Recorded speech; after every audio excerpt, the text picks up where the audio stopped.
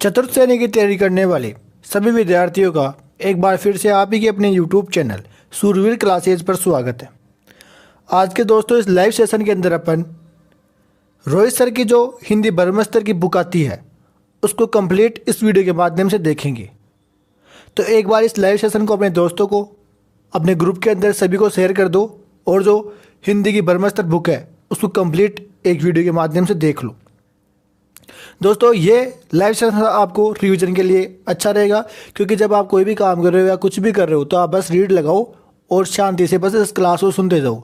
जितनी बार सुनोगे उतनी बार आपको याद होगी, क्योंकि कई बार कई चीज़ें ऐसी होती है जिनको अपने को सुनने से याद होती है, टेस्ट देने से याद होती है। बुक है वो देख लेते हैं और एक बार ये सेशन आप अपने सभी दोस्तों को शेयर भी करें।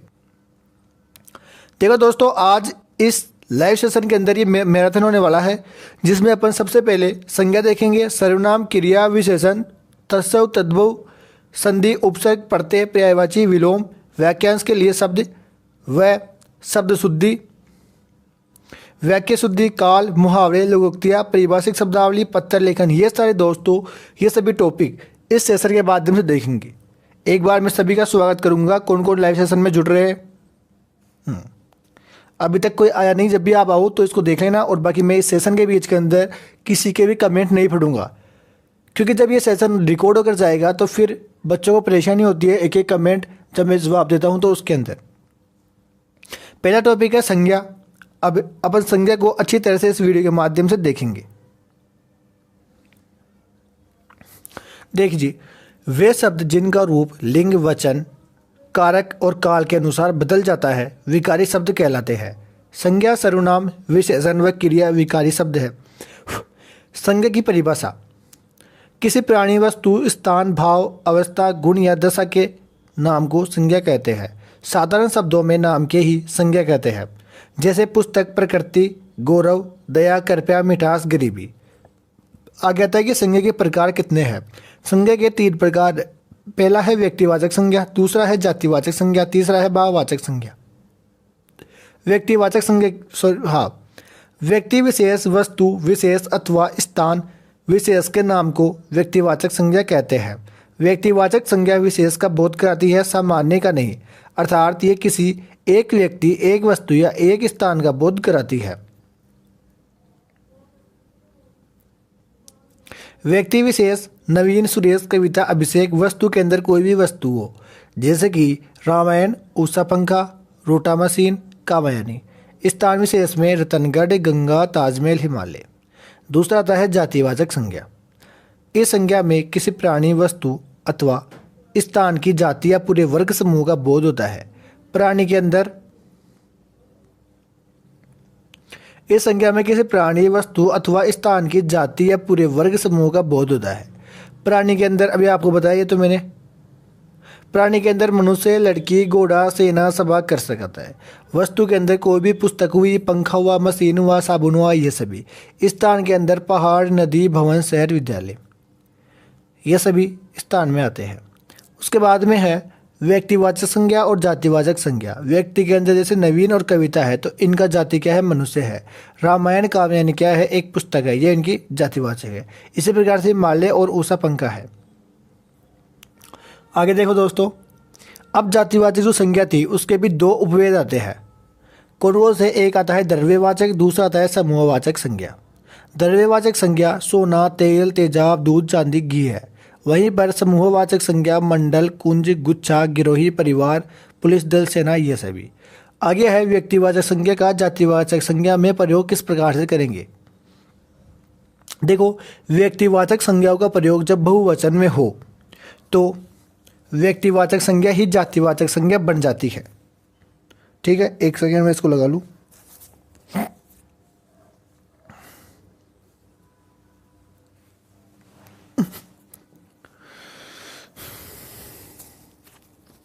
अरे यार,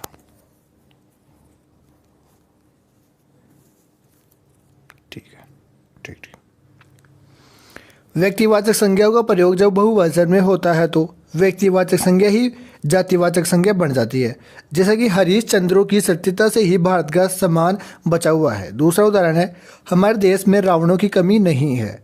देश को हरीश चंद्रों की आवश्यकता है। जयचंद्रों के कारण देश गुलाम था। हमारे देश सीता सावित्रियों का देश है। इस प्रकार से रहेगा।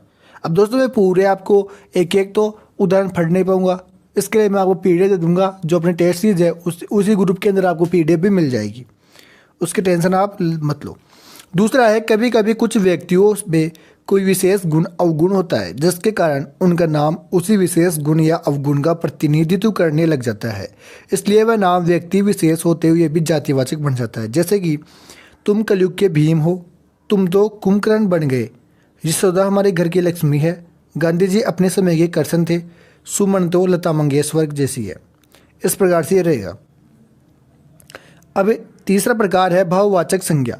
इस संज्ञा में प्राणियों या वस्तुओं के गुण, धर्म, दशा, कार्य, मनोभाव आदि का बोध होता है। प्राय गुण, दोष, अवस्था, व्यापार, अमूर्त भाव तथा क्रिया के मूल रूप भाववाचक संज्ञा के अंतर्गत आते हैं। ठीक है। एक है जातिवाचक आगे है भाववाचक संज्ञा की रचना मुख्य 5 प्रकार के शब्दों से होती है। पहला आता है जातिवाचक संज्ञा से, दूसरा है सर्वनाम से, तीसरा है विशेषण से, चौथा है क्रिया से और पांचवा है अव्यय से। पहला देखो, जातिवाचक से भाववाचक किस प्रकार से बनता है। जैसे शिशु और शैशव शिशुता, नौकर नौकरी, दास दासत्व, बहन बहनापा, पंडित पंडिताई, विद्वान विद्वता, मानव मानवता, पुरुष पुरुषत्व, प्रभु प्रभुता, सती सतीत्व, पशु पशुता या पशुत्व। ठीक है। इस प्रकार से पूरे उदाहरण है जो आपको इस पीडीएफ जब मिलेगी तब आप देख लेना इसको। फिर आता है सर्वनाम से भाववाचक। आप आपा, अपना अपनतव, सर्व सर्वस्व, सव सव तव, निज निजितव, प्राया प्रायापन, मम ममता, अहम अहंकार। फिर तीसरा है विशेषण से भाववाचक संज्ञा। अब विशेषण से भाववाचक संज्ञा किस प्रकार से बनती है। गर्म से गर्मी बन गई, उदार से उदारता बन गई, सर्द से सर्दी बन गई, वीर से वीरता बन गई, कठोर से कठोरता बन गई, सरल से सरलता बन गई, मिठा से मिठास बन गई, मधुर से मधुर्य बन गई, चतुर से चतुराई बन गई, स्वस्थ से स्वास्थ्य बन गया, साफ से सफाई बन गई, खट्टा से खट्टापन, अच्छा से अच्छाई, पीला से पीलापन और बुरा से बुराई बन गई। वहीं पर है लाल से लाली, खट्टा से खटास, सूर से सूरता या सोरी। उसके बाद में है मूर्ख से मूर्खता, भय से भयानक, विधि से वैधव, चालाक से चालाकी, शिष्ट से शिष्टता, ऊंचा से ऊंचाइया, नम्र से नाता, मोटा से मोटापा, लोभ से लोभी, आलसी से आलस्य, सहायक से सहायता, प्यासा से प्यास, निपुण से निपुणता, बहुत से बहुतायता, न्यून से न्यूनता, आवश्यक से आवश्यकता, हरा से हरियाली, भूखा से भूख, पतित से पतन, सुंदर से सुंदरता या पेट सौंदर्य। इस प्रकार से रहेगा।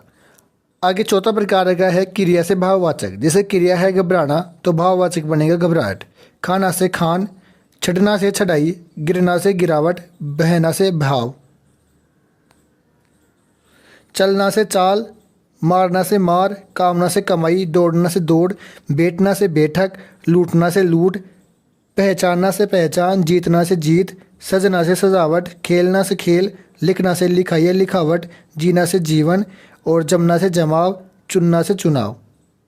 इस प्रकार से ये उदाहरण और भी है जो आप देख लेना। अव्यय से भाववाचक संज्ञा। अव्यय है भीतर, भाववाचक निकलेगा भीतरी, परस्पर का पारस्परिक, व्यवहार से व्यवहारिक, निकट से निकट या निकटता, शाबाश से शाबाशी, वाह वाह से वाहवाही, दूर से दूरी, ऊपर से ऊपरी, दिक से दिखार, शीघ्र से शीघ्रता, नीचे से नीचाई, समीप से समीपता। अब कुछ महत्वपूर्ण बिंदु है वो देखो। भाववाचक संज्ञा जब बहुवचन से प्रयुक्त होती है तब वह जातिवाचक संज्ञा बन जाती है। जैसे लड़ाई भाववाचक है, लड़ाई या जातिवाचक बन गई। संज्ञा को दोस्तों महानाम के नाम से भी जाना जाता है। आगे है व्यक्तिवाचक संज्ञा का। जातिवाचक संज्ञा में जातिवाचक संज्ञा का व्यक्तिवाचक संज्ञा के रूप में प्रयोग संभव है।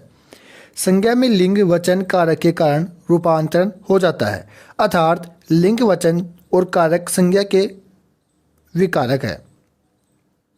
जिन शब्दों के अंत में ई, आ, आई, तब, ता पन पा हट वट इमा आस इत्यादि शब्दांश हो वे पदभाववाचक संज्ञाएं होती है।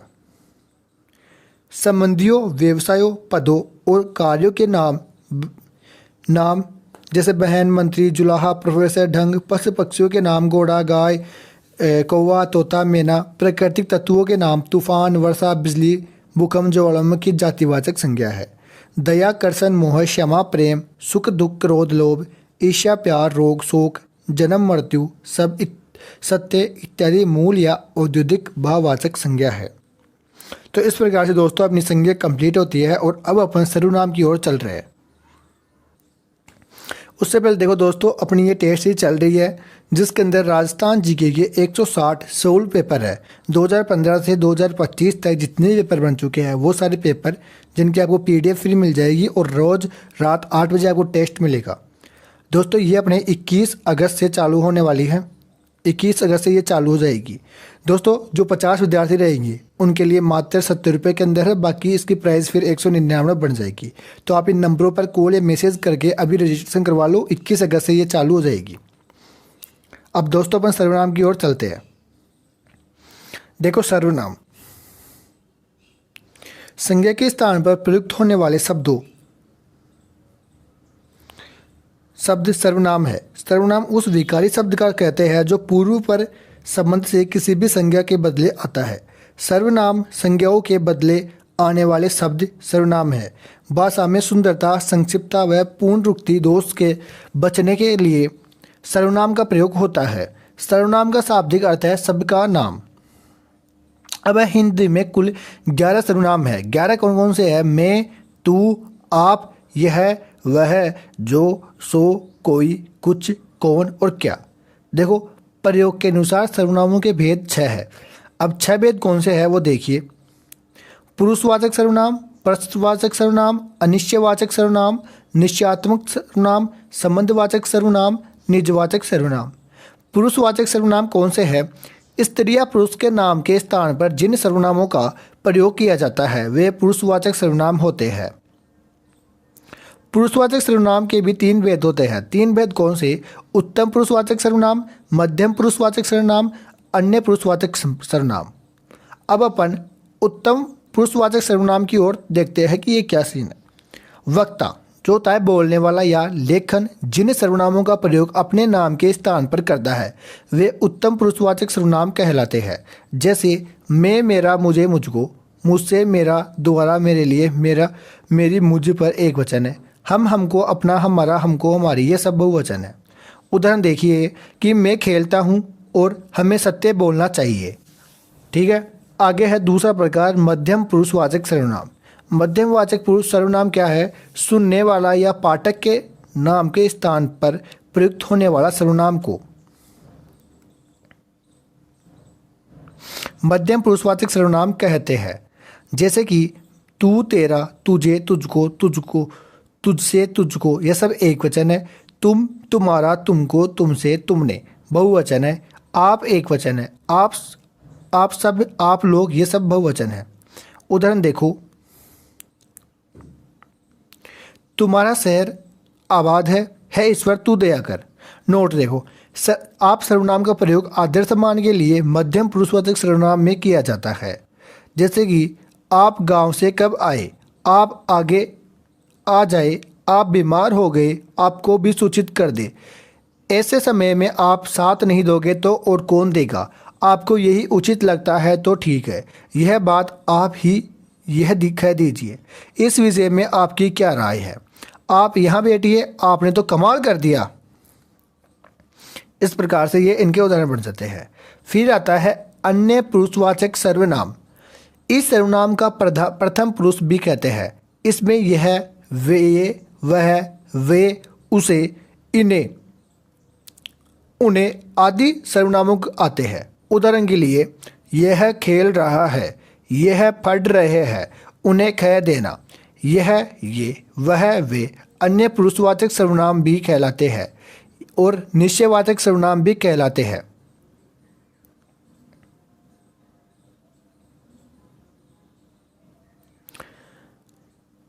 जब ये व्यक्ति के बारे में आते हैं तो अन्य पुरुषवाचक सर्वनाम कहलाते हैं। जैसे उदाहरण देखिए, यह खेल रहा है अन्य पुरुषवाचक सर्वनाम है, यह रख देगा यह निश्चयवाचक सर्वनाम है, यह मेरा फ़ोन है, यह मेरा खेत है, यह आवश्यक कार्य को जयपुर गया है। जब किसी व्यक्ति का परिचय दिया जाए वहां आप सर्वनाम शब्द का प्रयोग अन्य पुरुषवाचक का उदाहरण माना जाएगा। जैसे नेहरू जी ने भारत के स्वतंत्रता संग्राम में महत्वपूर्ण भूमिका निभाई। आपने जेल में रहते हुए भी डिक्शनरी ऑफ इंडिया नामक पुस्तक लिखी।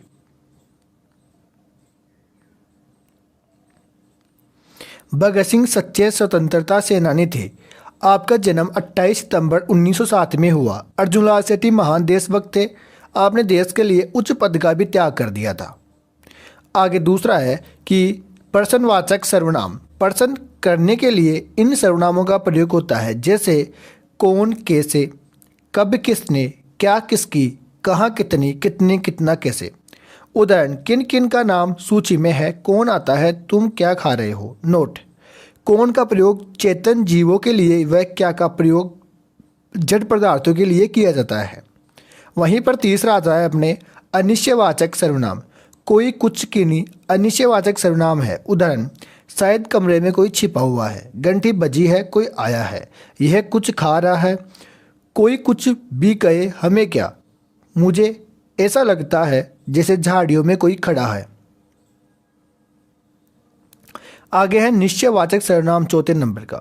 जिस सर्वनाम से वक्ता के पास अथवा दूर की किसी वस्तु का बोध होता है हो अथवा किसी निश्चित व्यक्ति, वस्तु, घटना के लिए प्रयुक्त होने वाले सर्वनाम निश्चयवाचक सर्वनाम होते हैं। जैसे यह वह। उदाहरण, यह विलायती चूहा है, यह मेरी प्रिय पुस्तक है, इस पुस्तक को देखा यह कितनी उपयोगी है, सामने जो बड़ा महल दिखाई दे रहा है वह मेरा है। वहीं पर पांचवा आता है अपने संबंधवाचक सर्वनाम। वाक्य में किसी दूसरे सर्वनाम से संबंध स्थापित होता है। दो उपवाक्यों, दो संज्ञाओं में संबंध दिखाई देने वाले सर्वनाम संबंधवाचक सर्वनाम कहलाते हैं। जैसे जितना, उतना, जैसे वैसा, जैसी वैसी, जो सो, जिसको उसको, जिसे वही, तेते जेती। उदाहरण के लिए देखो, जितना गुड़ डालोगे उतना मीठा होगा, तेते पाव पसारियो जेती लंबी सोर, जैसा करोगे वैसा भरेगा, जिसकी लाठी उसकी बेस, जिसे भी देखता हूँ वही व्यस्त है, जैसी करनी वैसी बढ़नी, जो करोगे करेगा सो भरेगा। आगे है निश्चयवाचक सर्वनाम छठे नंबर का। यह सर्वनाम स्वयं के लिए प्रयुक्त होता है। जैसे आप, स्वतः, अपने आप, निज। उदाहरण के लिए, आप भले तो जग भला, वह अपने को सुधार रहा है, वह स्वतः संभल गया, मैं अपना काम स्वयं करूंगा, मैं आप ही चला जाऊंगा, अंकित अपना खाना खुद बना लेता है। इस प्रकार से ये उदाहरण रहेंगे। अब दोस्तों अपने क्रिया आती है। तीसरे नंबर का टॉपिक है अपने क्रिया। तो क्रिया का देखने से पहले 1 मिनट का अपन ब्रेक लेंगे, जिसके अंदर आप सभी को अपने दोस्तों को शेयर करना है। मैं कमेंट भी देख लेता हूँ सभी के।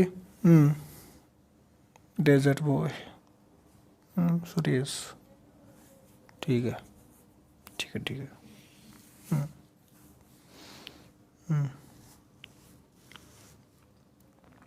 चलिए अब अपन क्रिया को देखते हैं। उससे पहले दोस्तों अपनी ये टेस्ट सीरीज मैं आपको एक बार फिर से बता देता हूँ। मात्र 70 रुपये के अंदर दोस्तों आपको 160